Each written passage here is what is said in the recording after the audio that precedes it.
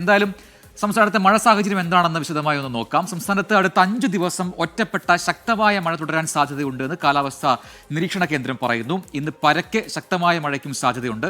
11 ജില്ലകളിൽ മഴ മുന്നറിയിപ്പ് നൽകിയിട്ടുണ്ട്. അലക്സ് റാം മുഹമ്മദ് തിരുവനന്തപുരത്തും ചേരുന്നു കൂടുതൽ വിവരങ്ങളുമായി. അലക്സ്, സംസ്ഥാനത്തെ മഴ സാഹചര്യം വീണ്ടും ശക്തമായി തന്നെ വരികയാണ്. അടുത്ത 5 ദിവസം കനത്ത മഴ പെയ്യുമെന്നാണ് പുതിയ മുന്നറിയിപ്പ് വന്നിട്ടുള്ളത്. എന്തൊക്കെയാണ് മറ്റു വിവരങ്ങൾ?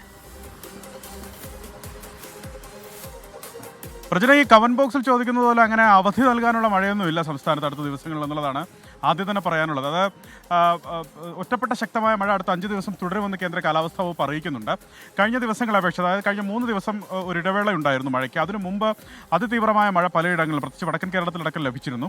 അത്രയ്ക്ക് തീവ്രതയുള്ള മഴ ഈ ദിവസങ്ങളിൽ ഉണ്ടാകില്ല എന്ന് കേന്ദ്ര കാലാവസ്ഥാ വകുപ്പ് അറിയിക്കുന്നു. ഒറ്റപ്പെട്ട ശക്തമായ മഴയ്ക്കുള്ള സാധ്യത ആണ് പ്രവചിക്കുന്നത്. 7 മുതൽ 11 സെന്റിമീറ്റർ വരെ മഴയ്ക്കുള്ള സാധ്യതയാണ് പ്രവചിക്കുന്നത്. ഇന്ന് പക്ഷേ പരക്കെ ശക്തമായ മഴയ്ക്കുള്ള സാധ്യത പ്രവചിച്ചിട്ടുണ്ട്. 11 ജില്ലകളിൽ മഴ മുന്നറിയിപ്പ് നൽകിയിട്ടുണ്ട്. ഇന്ന് പത്തനംതിട്ട, ആലപ്പുഴ, കോട്ടയം, എറണാകുളം, ഇടുക്കി, തൃശൂർ, മലപ്പുറം, കോഴിക്കോട്, വയനാട്, കണ്ണൂർ, കാസർഗോഡ് ജില്ലകളിൽ യെല്ലോ മുന്നറിയിപ്പ് ഇന്ന് നൽകിയിട്ടുണ്ട്. മലപ്പുറം, കോഴിക്കോട്, കണ്ണൂർ, കാസർഗോഡ് ജില്ലകളിൽ നാളെയും മറ്റന്നാളും യെല്ലോ മുന്നറിയിപ്പ് നൽകിയിട്ടുണ്ട്. മലയോര മേഖലയിലും വടക്കൻ കേരളത്തിലും പ്രത്യേകിച്ച് ഒരു ശ്രദ്ധ വേണമെന്നുള്ളതാണ് പ്രധാനപ്പെട്ട കാര്യം. കാരണം ആ മേഖലയിലൊക്കെ നേരത്തെ വലിയ തോതിൽ മഴ ലഭിച്ച ഇടങ്ങളാണ്. അതുകൊണ്ട് ഈ മണ്ണിടിച്ചിലൊക്കെ ഉണ്ടാകാനുള്ള സാധ്യത കൂടുതലാണ്. പൊതുജനങ്ങൾ ജാഗ്രത പാലിക്കണം. മാത്രമല്ല, മഴയ്ക്കൊപ്പം ശക്തമായ കാറ്റിന് മണിക്കൂറിൽ പരമാവധി 40 കിലോമീറ്റർ വരെ വേഗതയിൽ കാറ്റ് വീശാനും സാധ്യതയുണ്ട്. അതിനാൽ ആ ജാഗ്രത തുടരണം. തീരവുമായി ബന്ധപ്പെട്ട് മറ്റ് ജാഗ്രതാ മുന്നറിയിപ്പുകളില്ല.